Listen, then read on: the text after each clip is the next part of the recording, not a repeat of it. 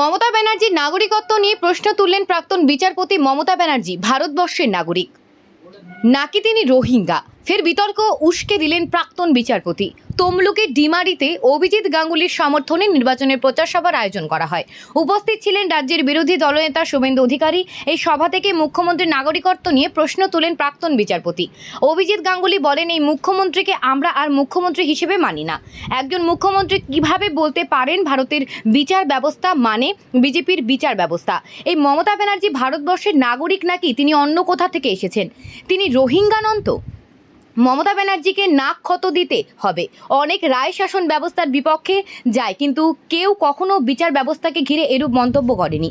মমতা ব্যানার্জিকে আমি মুখ্যমন্ত্রী বলে মানি না। মুখ্যমন্ত্রীর আসলে বসার যোগ্যতা হারিয়েছেন। তাকে সম্বোধন করলে মমতা ব্যানার্জি বলবেন, ফের বিচারপতি মন্তব্য ঘিরে তৈরি বিতর্ক তিনি প্রকাশ করেননি। তার যারা দালাল, যারা চামচা, তাদের মধ্যে কেউ কেউ কালো গাউন গায়ে দিয়ে হাইকোর্টের বারান্দায় ঘুরে বেড়ান, কেউ কেউ আবার ভোটেও দাঁড়িয়ে যান। এই দালালরা বলেছে যে যে সম্পত্তির হিসেব ইলেকশন কমিশনকে দেওয়া হয় ভোটের সময়, সেই সম্পত্তির হিসেব দেওয়া হবে। কিন্তু তোমার বেনামে থাকা থাইল্যান্ডের বাড়ি, দুবাইয়ের হোটেল, সেসব কোথায় যাবে? তুমি পশ্চিমবঙ্গের মানুষকে স্বাস্থ্য সাথী কার্ড দাও, তুমি দাও, তোমার পিসি দাও, এই দুজনে মিলে দাও, আর নিজে চোখের চিকিৎসা করাতে চলে যাও আমেরিকার হপকিন্স হসপিটালে। কেন যাও? তাহলে পশ্চিমবঙ্গের চিকিৎসা ব্যবস্থাকে এইরকম জায়গায় তোমরা নিয়ে এসেছো যার উপর তোমার নিজেরই আস্থা নেই। তুমি নিজের চিকিৎসার জন্য চলে যাবে আমেরিকায় বা লন্ডনে, আর পশ্চিমবঙ্গের যারা সাধারণ মানুষ তাদের জন্য রেখে দেবে শুধু পশ্চিমবঙ্গের ধ্বংস হয়ে যাওয়ার স্বাস্থ্য ব্যবস্থা। আপনাদের নিশ্চয়ই এই অভিজ্ঞতা অনেকের হয়েছে যে কোনো সরকারি হসপিটালে গিয়ে মুমূর্ষ রোগীকে নিয়ে যদি একটা ট্রলির খোঁজ করেন, একটা ট্রলির তোলাবাজির টাকা হচ্ছে 300 টাকা। আপনি একটি দালালের হাতে গুঁজে দেবেন, যে দালাল তৃণমূলের সদস্য।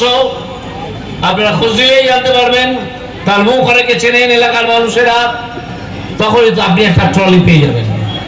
যখনই আপনি 7,000 টাকা দেবেন, তখন আপনি একটা ফ্রি বেড পাবেন। এর নাম নাকি ফ্রি বেড। যে শিক্ষাটা ধ্বংস করলে কেন? স্বাস্থ্যটা ধ্বংস করলে কেন? খাদ্যমন্ত্রী জেলে কেন? লক্ষ্মীর ভান্ডারের টাকা কি মমতা ব্যানার্জির আঁচল থেকে আসে, না তার ভাইপোর পকেট থেকে আসে? কোথা থেকে আসে? এই প্রশ্নগুলো করবেন। তোমার মুখ্যমন্ত্রী, যাকে আমরা আর মুখ্যমন্ত্রী বলে মানি না, আমি তো মানিই না, কিভাবে বলতে পারেন যে ভারতবর্ষের বিচার ব্যবস্থা নাকি বিজেপির বিচার ব্যবস্থা? কাল তিনি এই কথা বলেছেন, আপনারা নিশ্চয়ই সেই বক্তৃতা ক্লিপিং আপনাদের কাছে এসে পৌঁছেছে। আমি প্রশ্ন তুলেছি যে এখন খোঁজ নেবার সময় এসেছে যে এই মমতা ব্যানার্জি ভারতবর্ষের নাগরিক নাকি তিনি অন্য কোথাও থেকে এসেছেন? কোথা থেকে এসেছেন তিনি? তিনি রোহিঙ্গা নন তো? এই প্রশ্ন আজ আমাদের তুলতে হবে।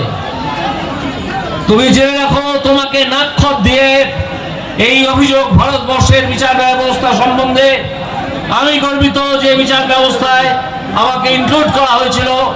ভারত সরকার এবং সুপ্রিম কোর্ট যাকে ইনক্লুড করেছিল, সে এই বিচার ব্যবস্থা সম্বন্ধে অত্যন্ত গর্বিত। ভারতবর্ষের প্রতিটা মানুষ গর্বিত। অনেক ধরনের রায় অনেক সরকারের বিরুদ্ধে, অনেক রাজনৈতিক দলের বিরুদ্ধে যায়। তার জন্য ভারতবর্ষের বিচার ব্যবস্থাকে বলা হয়, কেউ বলেছে কোনোদিন যে এই বিচার ব্যবস্থা হচ্ছে বিজেপির বিচার ব্যবস্থা? যদি বিজেপির বিচার ব্যবস্থাই হবে, তাহলে ইলেকশন বন্ড কিভাবে সুপ্রিম কোর্ট সেটিসাইড করলো? নির্লজ্জ মিথ্যাচারী মুখ্যমন্ত্রী এই মমতা বন্দ্যোপাধ্যায়। তিনি মনে রাখবেন, আর বাংলার মুখ্যমন্ত্রী থাকার যোগ্যতা তার নেই। তাকে আমি ব্যক্তিগতভাবে আর মুখ্যমন্ত্রী বলে সম্বোধন করি না, আমি তাকে মমতা ব্যানার্জি বলি। এবং আমি আপনাদের কাছে আবেদন জানাবো যে এই মমতা ব্যানার্জিকে আর মুখ্যমন্ত্রী হিসেবে সম্বোধন করবেন না, তাকে মমতা ব্যানার্জি বলবেন। তিনি ওই আসনে, যে আসনে বিধান রায়, প্রফুল্ল সেন ইত্যাদিরা বসেছিলেন, অজয় মুখার্জির মতো মানুষ বসেছিলেন, এই অজয় মুখার্জি এই তমলুকের মানুষ বসেছিলেন, প্রফুল্ল সেন আরামবাগের মানুষ, বিধান রায় কলকাতারই মানুষ, এরা যারা বসেছিলেন সেই আসনে বসার যোগ্যতা তুমি জোচ্চোর একটা দলের প্রধান, তোমার সেই ক্ষমতা নেই।